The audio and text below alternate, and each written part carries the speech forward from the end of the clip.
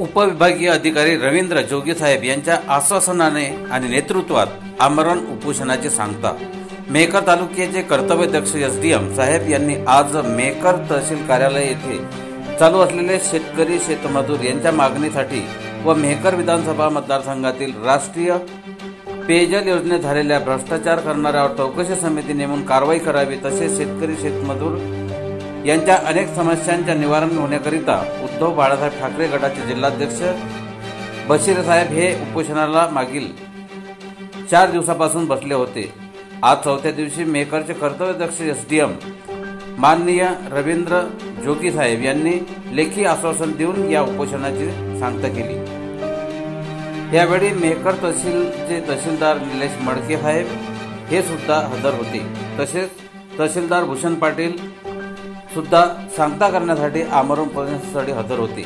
माननीय एसडीएम साहेबांना उपोषणाची सांगता करतेवेळी IB7 न्यूजच्या पत्रकारांनी प्रतिक्रिया घेताना विचारणा केली असता त्यावर एसडीएम साहेबांनी प्रतिक्रिया देताना म्हटले की आम्ही त्यांना त्यांच्या 4 मागण्या शासन दरबारी पाठपुरावा करून पाठवित आहोत, तर 2 आमच्या लेवलच्या मागण्या ह्या आम्ही त्यांच्या म्हणण्यानुसार जल जीवन मिशनची समितीत तहसीलचा प्रतिनिधी नेमून चौकशी लावू व भ्रष्टाचार करणाऱ्यावर कडक कारवाई करू, अशा स्वरूपाची प्रतिक्रिया एसडीएम साहेबांनी IB7 न्यूजच्या प्रतिनिधीशी बोलताना दिली।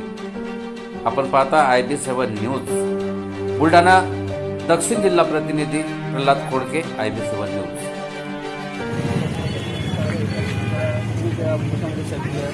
तर ज्या मागण्या आहेत त्या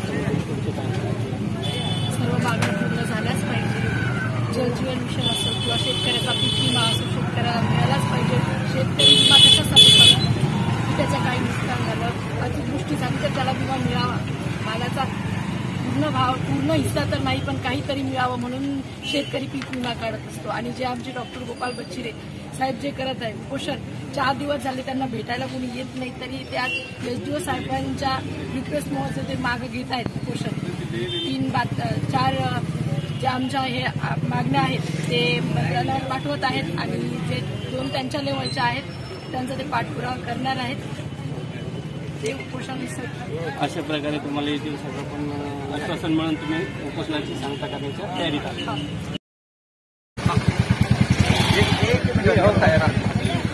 आज जे उपोषण होतं त्याची सांगता कशा प्रकारे झाली? आज जे उपोषण होतं त्या उपोषणामध्ये ज्या काही प्रमुख 6 मागण्या आहेत त्यापैकी ज्या शासन स्तरावरच्या ज्या मागण्या आहेत त्या आता पटकन शासन स्तरावर करण्यासंबंधात त्यांना आश्वासन दिले आणि जे दुष्काळाचं अनुदानाचं जे वाटप आहे ते अद्याप शेतकऱ्यांना जमा झालं नाही। त्याच्या सर्व शेतकऱ्यांचं अनुदान आहे ते अनुदान ऑनलाईन पद्धत नाही, त्याच्या काही जर काही अडचणी असेल तर ते आपण तहसीलदारांना तसे निर्देश देण्यात येईल।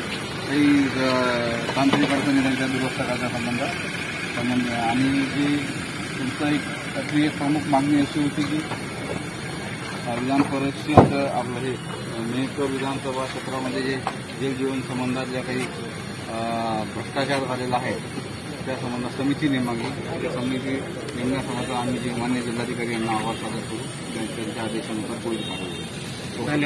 धन्यवाद सर।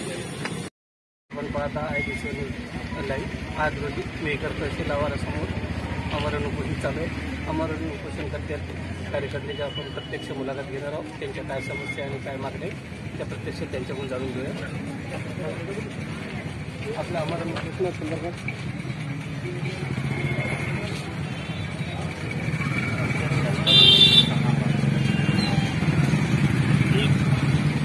तेलंगणा सरकारनं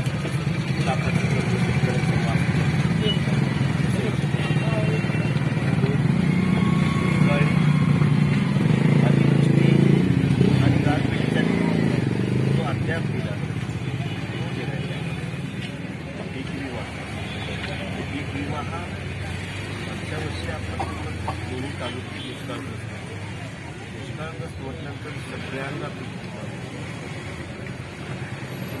त्याच्यानंतर 2019 सरकारने ज्या पद्धतीने सोयाबीनला 8,000 आणि कपाशीला 12,000 तोच भाव द्यावा। जर 4 वर्षानंतर सोयाबीनला 3,000 साडेतीन भाव देतात, वाढू लागली तर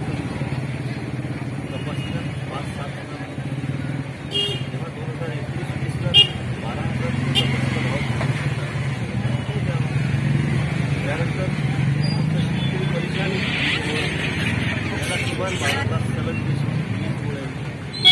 आणि सगळ्यात महत्त्वाचं या मेकर विधानसभा मतदारसंघात जल जीवन योजनेचे अत्यंत बोगस कामं, कागदोपत्री कामं झालेली, उत्कृष्ट दर्जाची कामं झालेली, तेव्हा ती केंद्र आणि राज्य सरकारची ड्रीम प्रोजेक्ट आहे. प्रत्येक घरामध्ये प्रत्येक माणसाला रोज किमान 55 लिटर पाणी मिळावं. 10 लोकांचं कुटुंब असलं तर रोज 550 लिटर हे किमान पाणी मिळावं. आज आपल्या डोनगावसारखं गाव, पुरमपूर, अजितपूर या गावांना त्या पिण्याच्या पाण्याची नळ योजनाच नाही. जलजीवनची कामं पूर्ण झालेली एकही नळ आलं नाही. जर जलजीवनचे काम पूर्ण झाले तर नळ का लागले, हाच माझा मुद्दा आहे. आणि याच्यात जो भ्रष्टाचार आहे, हा भ्रष्टाचाराच्या तळाशी गेल्याशिवाय मी राहणार. आणि याच्यात ज्यांनी भ्रष्टाचार आमच्या शेतकरी बांधवाचे गरिबाच्या तोंडाचं पाणी ज्यांनी ओढून नेलं आहे त्याला मी सोडणार नाही. शेवटच्या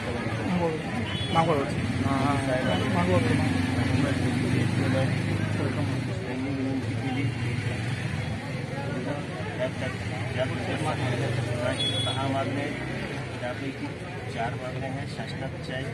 तर आम्ही शासनाला विनंती करतो आणि त्यांना पूर्ण करण्याचं आश्वासन दिल्यापेक्षा आम्ही आमच्याकडे पाठपुरावा करतो. त्या आम्ही वरिष्ठ लेवलला